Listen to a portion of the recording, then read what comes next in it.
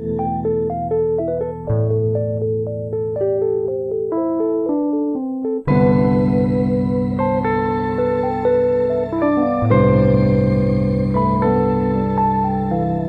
Guys, welcome to Knowledge Atom. पढ़ते हैं reflex action के बारे में और इसकी पूरी प्रोसेस। एक्चुअली में रिफ्लेक्स एक्शन है क्या? तो देखिए, हमारी बॉडी के द्वारा कोई भी क्विक, सडन या फिर इमीडिएट एक्शन किया जाता है, उसी को हम क्या कहते हैं? Reflex action. जैसे कि नी में जर्क होना, या फिर अपने हाथ को किसी भी हॉट ऑब्जेक्ट से जैसे ही टच होता है तो उसको विड्रॉल कर लेना, वहां से अपने हाथ को हटा लेना। इसी को हम क्या कहते हैं? Reflex action. रिफ्लेक्स आर्क, ये है ARC, आर्क। यहाँ पे मिस प्रिंट हो गया है।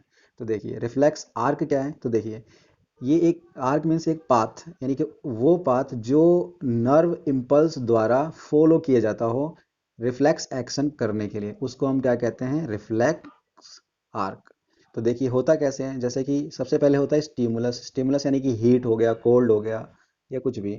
तो जैसे कि सपोज हमारा हाथ किसी हॉट सरफेस से टच होता है, तो क्या होगा? हमारी स्किन से टच होगा तो स्किन के अंदर कौन से रिसेप्टर होते हैं?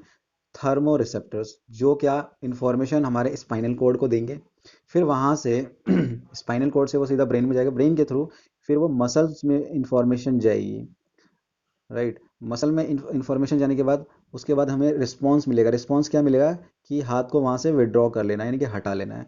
तो इसी पूरे पाथ को, जो हमारे नर्व इम्पल्स द्वारा फॉलो किया जा रहा है, ये पाथ यानी कि ये रास्ता, इसी को हम क्या कहते हैं? Reflex arc.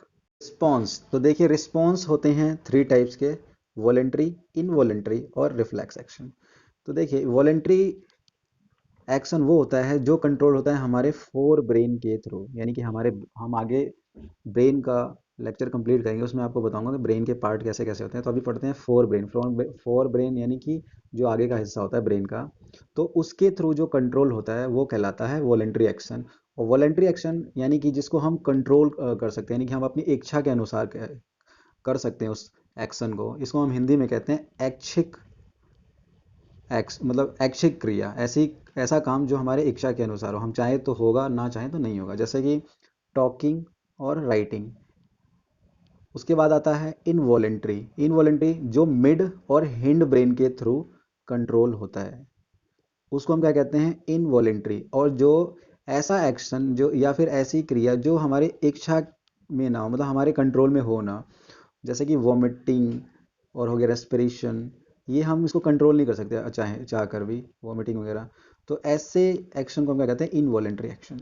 उसके बाद बारी आती है हमारे रिफ्लेक्स एक्शन की। देखिए, रिफ्लेक्स एक्शन सिंपली किससे कंट्रोल होता है?